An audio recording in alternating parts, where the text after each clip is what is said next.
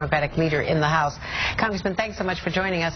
We talk about South Carolina politics. Well, thank you for having me. Well, you know, you on the Democratic side, I saw you yesterday. We were sitting next to each other, and as we were playing sort of the debate clips from the night before with the Republicans just mashing at each other, you were grinning from ear to ear. This is something that the Democrats do not mind watching.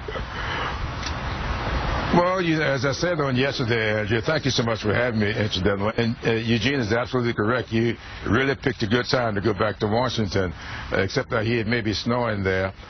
But, you know, on yesterday, we saw the aftermath of what was a pretty good show.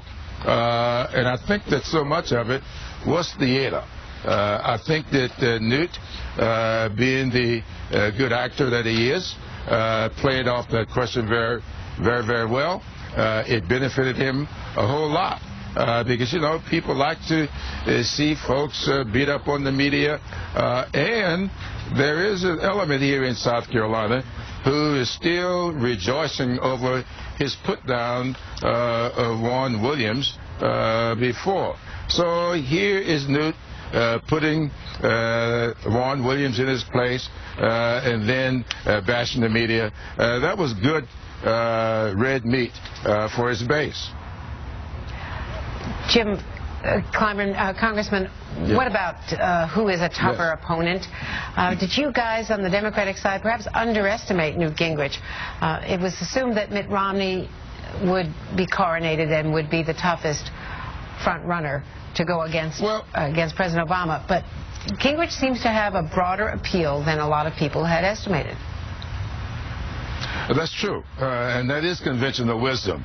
But, you know, as Eugene mentioned earlier, this is an extraordinary year, and I would not put too much faith in conventional wisdom. I do believe that the election this year is going to be a tough election.